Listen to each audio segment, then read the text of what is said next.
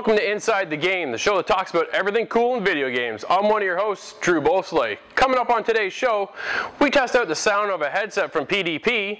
We visit the open world of Planet Explorer. I also talked to Kai from Frozenbtye Studios to talk about their upcoming game Trine 3. And then Chris and I talk about the first episode of Life is Strange. But first, here is Chris with the Inside Scoop.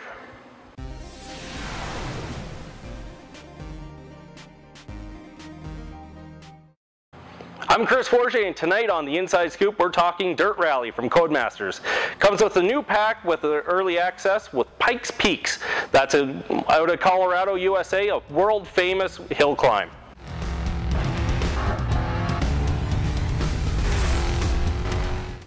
Avalanche Studios and Warner Brothers are finally coming out with Mad Max September 1st. You can see the trailer, Mad Max Savage Road, at our website, LvL We'll have a link for you. 2K has announced that NBA 2K16 is getting an early tip-off weekend. Those who pre-order the game will have it 4 days ahead of street release on September 25th. Those who pre-order the game will have 10,000 virtual currency points. New Gen and PC will get 3 My Team Emerald packs, each with a guaranteed Emerald player. And on prior Gen, My Team Gold Booster Pack and guaranteed Gold player and 4 additional gold items. All right, Disney Infinity fans, here we come with more Disney Infinity 3.0. Yes, Disney Interactive today announced that Star Wars, The Twilight of the Republic is starting with their very first playset this fall, with 2 more coming this holiday season. The other 2 playsets coming this holiday season for Disney Infinity 3.0 are Star Wars Rise Against the Empire and Star Wars The Force Awakens. In addition, players will be able to unlock the ability for all Star Wars characters to play inside all of the Star Wars playsets, as well as newly enhanced Toy Box.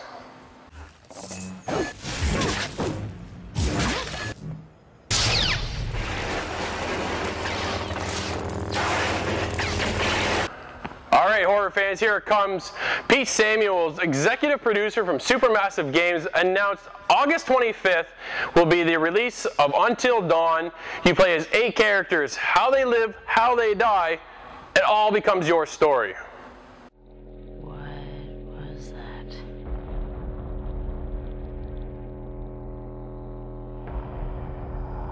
Wait, okay, so you hear that, right? Don't move. What? Something behind you. So Christmas is almost upon us, and I mean Christmas for gamers. E3 is just weeks away now. This week on part 1, we're talking about Sony and what they need to do to keep the mind share, the excitement in their court, stealing it once again from what Microsoft is trying to kind of take up the tailpipe. Chris, what do you think Sony needs to do? What do you think they're going to open up with at the press conference? What do you think we're going to see? What do you want to see? What I want to see is something about Uncharted. I know it's the last one, and I think they're going to take it in another direction, and that's why they've been holding off. I think they're waiting for E3 to show this, and it's going to be just amazing and awestruck. Well, you remember the E3 in which they came out on stage, they did a playable demo of The Last of Us, and then they just dropped the controller. It's like a drop the mic moment and walk away, Yeah, right? That was great. I think you can see something like that for Uncharted. Yeah. I think we're going to see Uncharted either open the show or end the show. They got to come out with one of their big titles. Yeah, it's a crowd draw, right? Like Yes. you want the crowd to be there so you can show off your new stuff. What do? You either start with your big name or you end with your big name, so eventually everyone piles in. Sure enough. I'm a big Vita fan. I like my Vita. I'd almost guarantee we're not going to see it at the press conference. Sony has rumored to come out with another Vita that they're working on that will have the R2 and L2 buttons incorporated, which would be awesome. But they really kind of sided away, so I don't think we're going to see much of the Vita at the press conference. They always have all kinds of it on the show floors. Yeah. But I don't expect much talk from it. No, the Vita is something that's always been a sideline for the PlayStation guys. Like it's always been there, but it's never been the highlight of the show or the highlight of much in the Sony games. Which is unfortunate. They didn't do much with it last year. Yeah. It's kind of seeing that trend where it just slowly declines each and every year, right? Like a general, right? They don't die, they just fade away. What if Sony stole, once again, the spotlight by taking maybe another big name? What if Black Ops 3 was shown on the Sony stage? What do you think the chances are? There's always been rumors. Sure. But I can't see it. I think Windows has it, or Microsoft has it, just deadlocked. I can't see PlayStation being able to steal such a big game for Microsoft. Wouldn't that change the sides, though? Because everybody affiliates Black Ops, Call of Duty this, Call of Duty that with Xbox. Microsoft. Yeah. It's the Xbox name, right? It's the game runner for them. That's what keeps everyone interested in Xbox right now. Yep. Until the new Halo comes out. True enough. Yeah. Now, Activision held a bit of a press conference for the industry to talk about the upcoming Black Ops 3, and it was shown on a PlayStation. Really? So, maybe we will see it then, right? I think. There's hopes. Yeah, there's always hopes that they'll do it. Maybe it just runs smoother on the PS4. I don't know. That could be a possibility as well. I want to see, what has Sony been working on? These are the guys who brought us Siphon Filter. Yeah. They brought us Uncharted on the Vita. Yeah. Are we going to get another Vita game? I doubt it. I bet you they're working on something for the PS4. Yeah. And they have to come out with something. They've been quiet for so long. What are they working on? What's Guerrilla working on? I couldn't even tell you what Guerrilla's working on. What was the last thing Guerrilla came out with? Killzone. Killzone Shadowfall was the last thing Guerrilla came out with. Yeah. Now they're gone away from Killzone. Killzone is done for them. It's dead. Killzone. Well, that's fine, right? Yeah, it was a great run. I enjoyed the Killzones. Me too. You know, I remember on PS3, I loved Killzone, but it's not keeping up with the times. I think. Well, it's not Call of Duty. No, it's not. Right? It's really not Call of Duty. No. So okay, then let's branch off. Now they're rumored to be working on this mix of ninjas with dinosaurs, and I'm like, what is this? And it's an RPG. I want to see what that is. This thing sounds awesome. Bring it on stage, show it off. Maybe they open with that. Here comes Guerrilla, they come out, and next thing you know, there's this big dinosaur comes across. Oh man, now we're talking. Yeah. I don't know what to say with that. Like, where are they going to get this game? Like, I don't know what they've been working on. There's been no rumors of anything. They've been quiet, right? Yeah. All we've seen is just this little snippet, this little screenshot, and that's all we've seen of this dinosaur and the ninjas. And that's it. They've gone quiet. Yeah. Let's talk about Project Morpheus. This has been in the works forever, it seems like. We've been waiting for a VR helmet or lenses forever, it seems, and PlayStation is coming out with something that's supposed to be just amazing. You know, 1080p. You know, you have the 120 hertz. It's going to be just inspiring, I think. But I want to see it come to an actual practical use. Well, the biggest thing is, I don't think anybody's really going to get the full understanding of it until you try it. Yeah. Right? How do you show off Project Morpheus? I think it's going to be at the stage. It'll be on stage. They're going to come out with it. They're going to show you, hey, it does this, it does that. But you're not going to get the full effect of it. You're just watching it on a screen. You don't get the VR headset. You don't get the 3D. You don't get the reality of it. Like, no, you don't. You know, the concept of the different dimensions. Yeah, you're looking around. You're going to see everything the minute you move. You turn in here. You get the full experience. Here, we're just watching somebody else do it. Yeah, it looks like a regular video game. It sounds cool. It does, and I hope that they do something with it. Hopefully.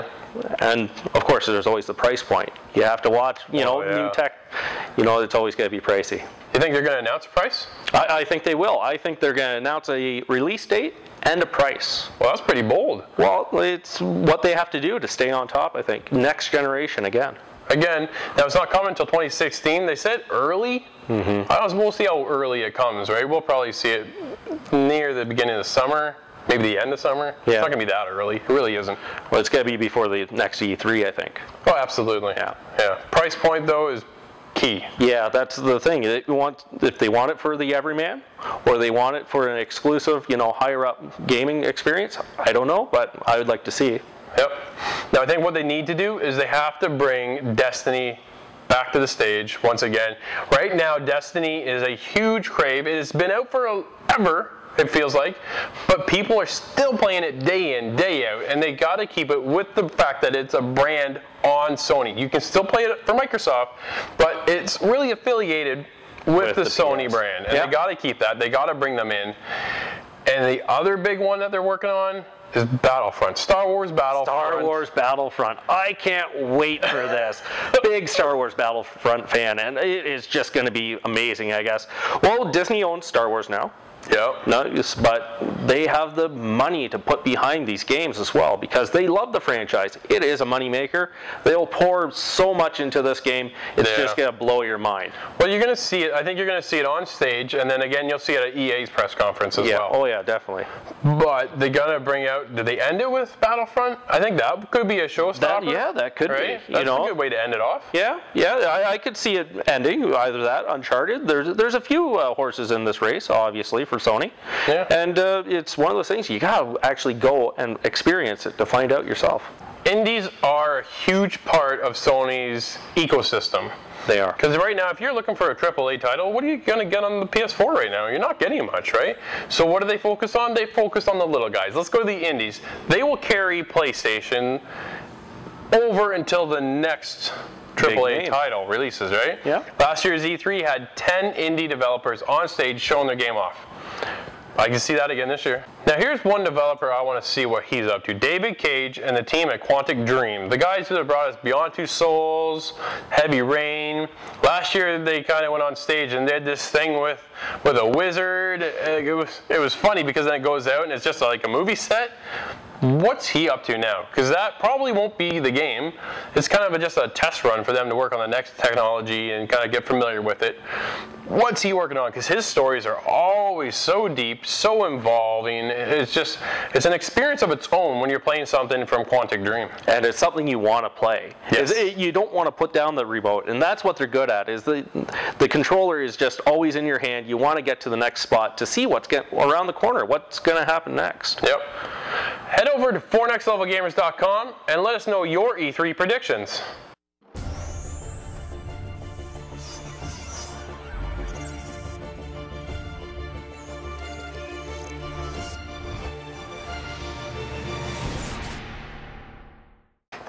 Alright, so this Crossfire is a little bit different than what we're used to. Today we're checking out some gear. We're looking at the Afterglow headset from PDP. Chris, what do you think about this for the Xbox One? Well, I really like the design of it. I thought it looked really good. It has that nice blue glow, which is a little odd because the blue is more, like you said, the PS4. That's a PlayStation 4 color. I don't know why they wouldn't have had it green. Yeah, it needs to be this green, not that blue. Which is odd, right? And then the sides glow. Yeah, which is cool. Which is blue. Yeah, it's blue as well. Now the glow as well, I guess it's called Afterglow. It's going to be what it's all about. Yeah. It's going to drain your battery on your controller a lot more. Yep, it will. How do you think the quality overall was designed? Do you think it's a solid product? It feels cheap. It's plastic, right? Yeah. It's all this plastic. Yeah, and there's not a lot of adjustment to it. I find it hurts my head. It hurt your head too. Yeah, about an hour in, I had to take it off. I was getting sore. Yeah, I was constantly adjusting it. Yeah. What do you think of the quality of signal? The sound quality I actually thought was pretty good. See, I didn't. I was getting static all the time. I changed my controllers. Yep. Thought it was the controller. Maybe there wasn't a good connection. Changed my controller. Still didn't work. I did updates on the controller. It helped a little bit, but I was still getting a lot of static. A lot with the bass, I found. See, I had no static issues at all. I thought it was actually pretty crystal clear when I was communicating over my game. I was playing Evolve, and it worked great. I had no problems talking to the rest of my team. The sound was pretty good. The only problem I really had, though, was differentiating the sound volumes. I was in either too high on my chat audio, or I was overpowered by the game audio. Yeah, there wasn't a happy medium I found there either. No, I couldn't find that happy medium place where everything was balanced. I was struggling for one or the other. And I was actually struggling with the headset anyways. Like, I found it wasn't comfortable. I wasn't really doing much with it. Mm-hmm. I understand you need a headset to communicate, but I found my communication with it wasn't helping me at all. See, I found this was a lot more superior than what the Xbox One came with. that one is a piece of junk. Yeah. This one, I would definitely take over that one in a heartbeat. I actually enjoyed it. I thought it was pretty good. Oh yeah, it wasn't my most favorite headset out there. What are you going to score the Afterglow for the Xbox One from PDP? I'm struggling here. I'm going to give it a 6. Well, I thought it was actually decent. I'm going to give it, it's not the most high quality headset we're going to get out there, but for what it is, I think it was actually pretty decent. I'm going with a 7. I experienced great sound quality with the headset. However, Chris experienced a bit of static with his play sessions. And why is it blue?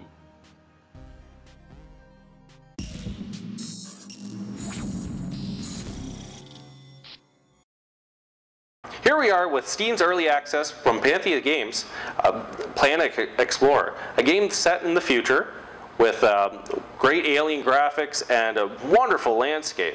Now I understand that you had a little issue to begin with. A little issue? I was in the game for 2 seconds. I almost fell asleep. It starts with a tutorial, yes, which every game does, but this is the most ridiculous, most boring tutorial I've ever had to play through. Am I done yet? And it's reading after more reading, and then when you think you're done and you go off to do this part of the tutorial, you come back, you go talk to that person, and then there's more reading, and then there's more reading. I'm like, oh my god, I can't do this. I couldn't do it. Nope, I skipped the tutorial. I'm like, I'm gonna skip it, let's get into the world, and I'll figure it out, right?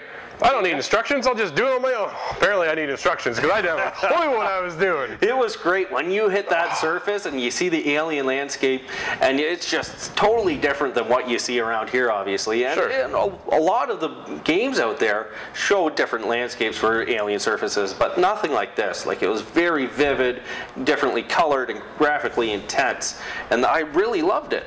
After the tutorial, it was slow. Slow? It was slow to start, but after you get off the ship onto the planet, you're able to travel this entire world. It's big. It is huge. You could have your guy traveling around for days and still not reach the same place twice. Like, it is just so massive, and there's so many different things to do.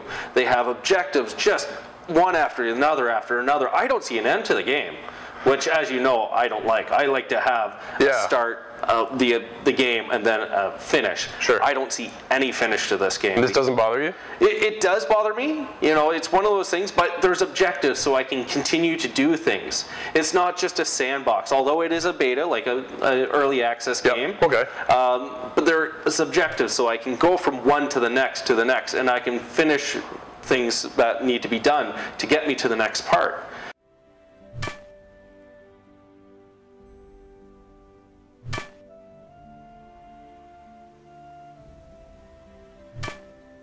And then you have to go and you have to build a camp, and then you have to build, you know, a house and buildings and towers, and it's supposed to be this big, huge new world that you are controlling with monsters.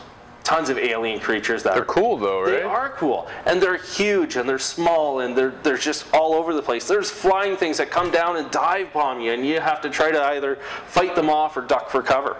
And that's great. And there's monsters that you build a wall and this monster will come and try to smash it down, and you have to reinforce it, and the stronger you make the wall, the harder it is for that monster to get to it. That's really cool.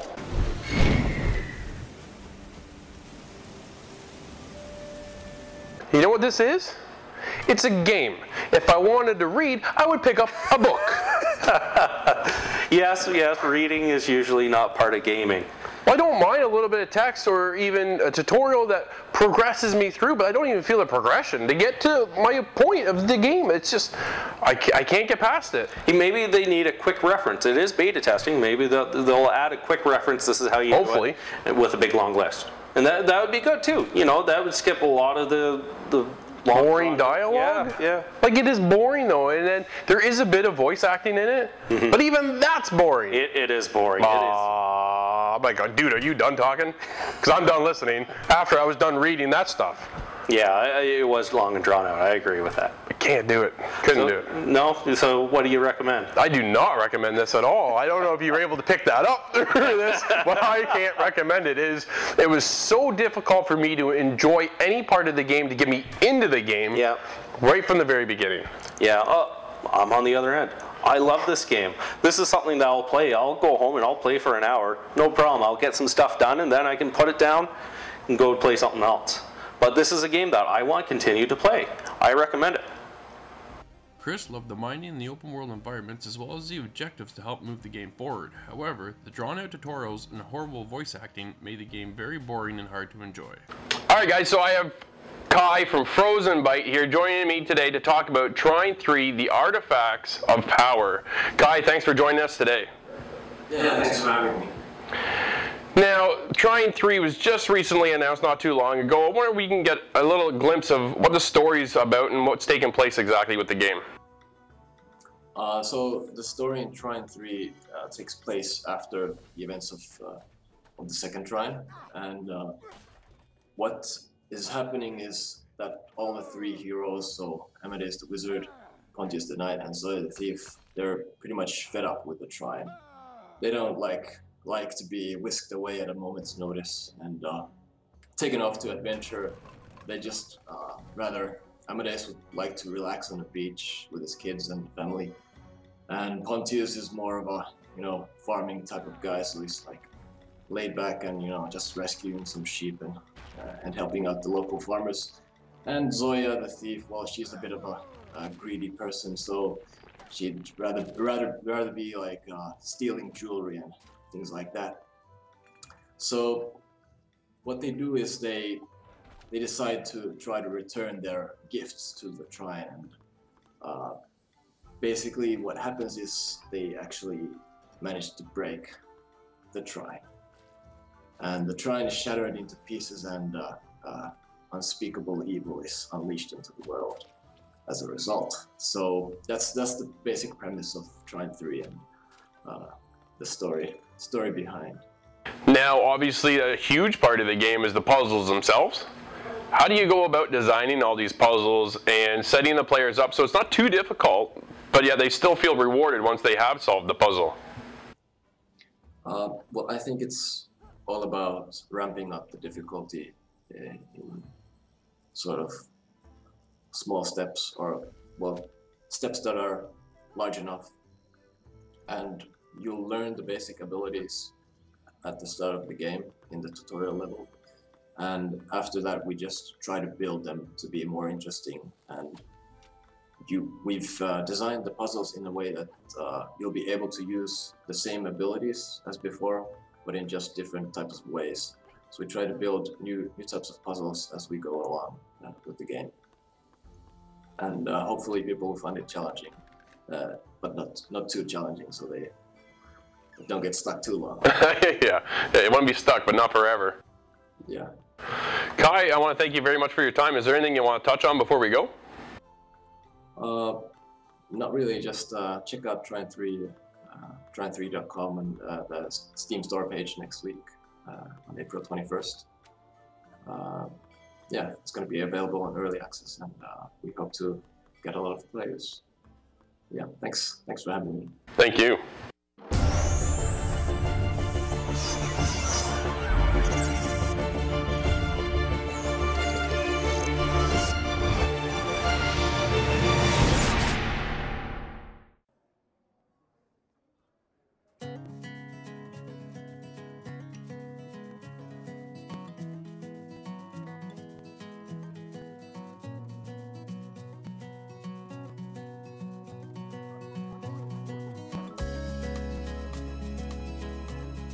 On today's Crossfire review, we're doing Life is Strange, developed by Don't Nod Entertainment and published by Square Enix.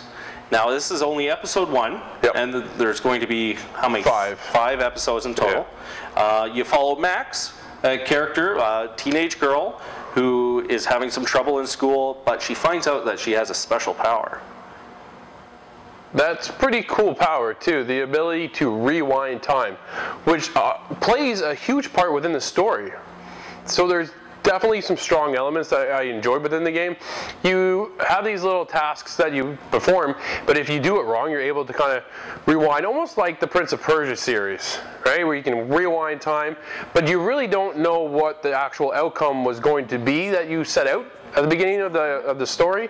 You're questioned to do a few things, and then as you get to those questions and you answer, because there's dialogue tree too. You fill out your dialogue tree and you pick your answer, and then if you don't like it, you have the option to go back, or you can proceed with that answer.